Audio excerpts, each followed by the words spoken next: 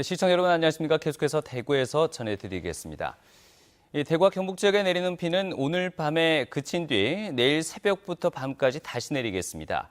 예상 강우량은 10에서 60mm인 가운데 오늘 내린 비의 양은 대구 24.5mm, 영덕이 79.5mm, 영주 38.5mm 등이었습니다. 오늘 낮 최고 기온은 대구 안동이 25.9도, 구미가 27.3도 등에 머물렀습니다. 대구 기상지청은 내일 대구의 아침 최저 기온 24도, 낮 최고 기온은 31도까지 오를 것으로 내다봤습니다.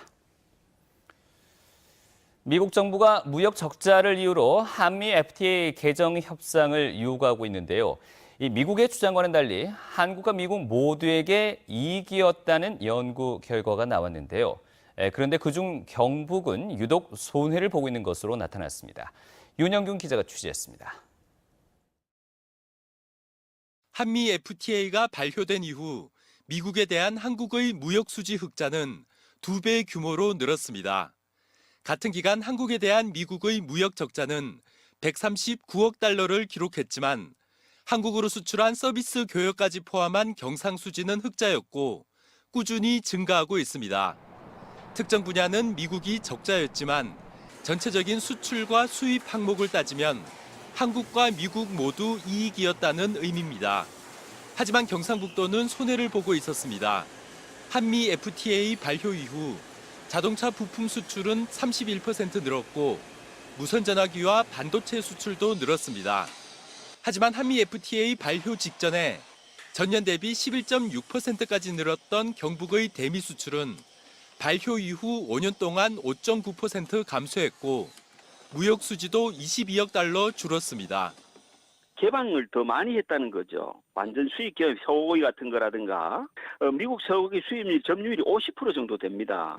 한미 FTA가 폐기될 경우 미국의 관세율은 1.6%, 한국은 4%로 돌아가 미국 기업에겐 높은 관세가 부담입니다. 이 때문에 미국은 한미 FTA를 폐기하는 대신 의료와 교육, 법률 시장과 함께 농축수산물 시장 개방 확대 등을 요구할 가능성이 높습니다. 재협상을 하면 경북 지역이 추가적인 피해를 볼 가능성이 높아진다는 얘기입니다. 전국적으로 시도별로 이 농업 제품이나 수산물 이런 데 미국에 대해서 수출하는 부분에 대해서 피해 부분을 조사를 해서 재협상 시에 좀 강하게 요청하는 그런 부분들도 상당히 도움이 되지 않을까 이렇게 생각됩니다. 한미 FTA가 지역의 또 다른 재앙이 되지 않기 위해 보다 철저한 대비가 요구되고 있습니다. MBC 뉴스 윤영균입니다. 국방부와 환경부가 성주 주한미군 사드기지 전자파 소음 측정 계획을 연기했습니다. 국방부는 오늘 헬기를 타고 사드기지에 들어갈 예정이었지만 기상 상황이 좋지 않은 데다 주민들과의 충돌을 우려해 전자파와 소음 측정을 연기했고 환경부와 다음 일정을 조율하고 있습니다. 한편 사드 배치 반대 주민과 단체는 소규모 환경 영향 평가와 이에 따른 전자파 소음 측정을 중단하고 사드 장비를 철거하라고 요구했습니다. 농민단체가 청탁금지법 개정을 요구하는 가운데 이 선물 한도액 기준이 현행 5만 원에서 10만 원으로 상향될 것으로 보입니다. 김영록 농림축산식품부 장관은 천안의 한 농민단체 모임에 참석해서 농수산 분야의 피해가 큰 청탁금지법상 선물 한도액을 현행 5만 원에서 10만 원으로 상향 조정하겠다고 말했습니다. 청탁금지법과 관련해 주무부처 장관이 구체적인 금액 기준에 대해 상향 조정하는 방안을 언급한 것은 이번이 처음입니다. 5조 원대 유사수신 사기 범행을 저지른 조이팔 조직의 2인자 강태용에게 법원이 항소심에서도 징역 22년을 선고했습니다. 대구 고법 형사 1부 박준영 판사는 사기와 횡령, 뇌물 공여, 범죄 수익 은닉 등의 혐의로 기소된 강태용의 항소심에서 원심과 같이 징역 22년과 추징금 125억 원을 선고했습니다. 재판부는 범행 핵심 공범으로서 역할이 인정되고 중국으로 도주하면서 피해 회복 노력도 하지 않아 이같이 선고한다고 밝혔습니다. 정교조 경북지부는 성명을 통해서 세월호 시국선언 참여 교사의 부당 징계를 중단하라고 촉구했습니다. 전교조는 구미교육지원청이 지난 2014년 세월호 참사 교사 시국 선언을 했다는 이유로 기소 유예 판결을 받은 교사 2명에게 부당 징계를 강행하고 있다고 비판했습니다. 또 세월호 참사 교사 시국 선언은 아직 사법적 판단이 나지 않았고 서울과 경남 등 5개 교육청은 징계 절차를 중단한 바 있다고 주장했습니다. 안동 시내버스가 전면 파업에 들어가면서 안동시가 비상수송 대책을 가동하고 있습니다. 안동시는 전세버스 60대와 관용차 30대 등을 대체 투입하고 택시 부재를 해제했습니다.